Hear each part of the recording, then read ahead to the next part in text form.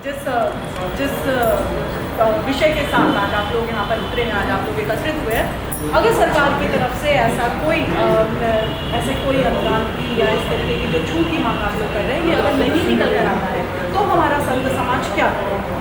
देखिए, सबसे पहले तो मैं ये कहना चाहता हूँ कि संविधान का अगर ठीक से विवेचन और व्याख्या की गई, हमें लगता है कि इसको ठीक तरीके से व्याख्यात करने की जरूरत है।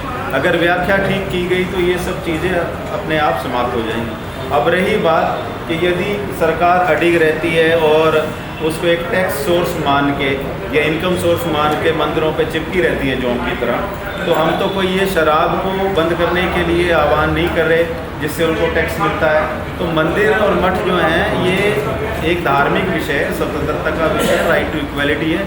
इसको यदि वो कमाई का साधन मान रहे हैं तो हमारा लास्ट हथियार ये होगा कि पहले तो हम शांतिपूर्वक प्रदर्शन करेंगे संविधान के अंदर रहते रहते, क्योंकि सारी इंस्टीट्यूशंस अपनी ताकत संविधान से ड्रॉ करती हैं।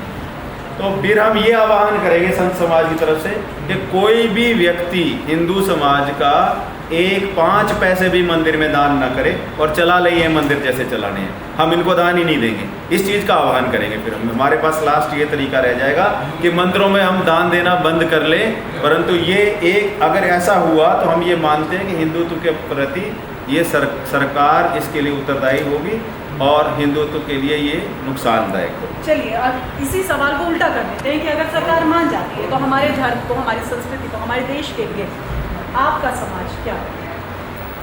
देखिए, जब भी कोई गेरुआ वस्त्र पहनता है तो वो समाज को, देश को, धर्म को, सर्वप्रथम धर्म को और मातृभूमि को समर्पित हो जाता है। उसके बाद उसका अपना विशेष कुछ नहीं रहता आग्रह। तो करने के लिए तो जिसने जीवन ही समर्पित कर दिया, उसका फिर शेष क्या रहा करना और ना करना। यथासंभव जो भी होगा व्यवस्थाएं, जैसे प्राचीन काल में हमारा जो देश है वो आदर, सत्कार, सम्मान, संस्कृति, कृषि और ऋषि की भूमि है ना, ये तो सब मानते हैं। तो यहाँ मी एंड आई का कोई स्थान नहीं था। ये कॉन्वेंट एजुकेशन द्वारा मी एंड माई लाइफ लाई गई।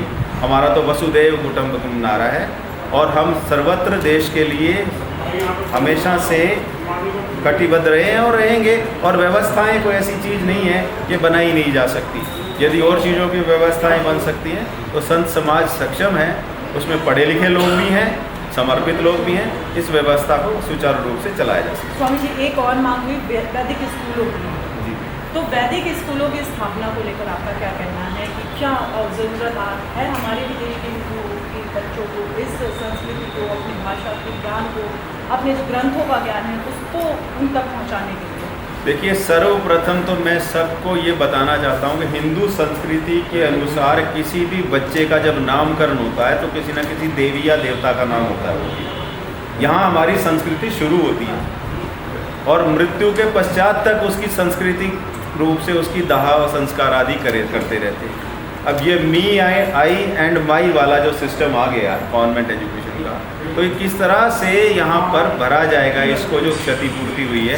जब तक वैदिक संस्कृति का पुनरुत्थान नहीं होगा, लोगों के घर में सुबह सुबह गायत्री मंत्र नहीं बोला जाएगा, हनुमान चालीसा नहीं पढ़ा जाएगा, उसके प्रति फिर किस प्रकार से पुनरुत्थान उसका संभव है जब लोगों की लगन ही नहीं लगेगी, कुछ पता ही नहीं होगा उनको कि सूर्य नमस्कार भी कोई चीज़ है। Early rise early to bed वाली कहानी है जो वो किताबों में रह जाएगी। अब तो अर्ली राइज 12 बजे होता है, तो सूर्य नमस्कार कब होगा?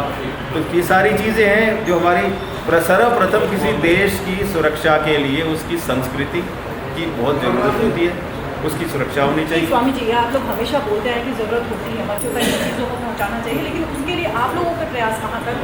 इन्हीं लेवल्स पे अगर हम ग्राउंड लेवल की बात करें तो कैसे आप लोग इसको कैसे प्रयास करते हैं?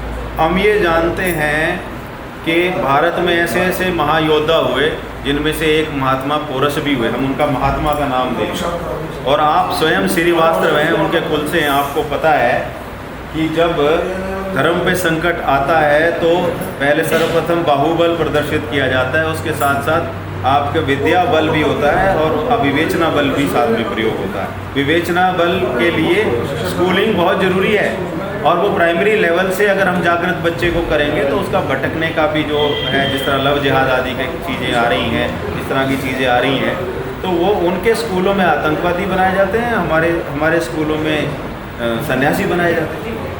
हमसे बात करने के लिए बहुत धन्यवाद।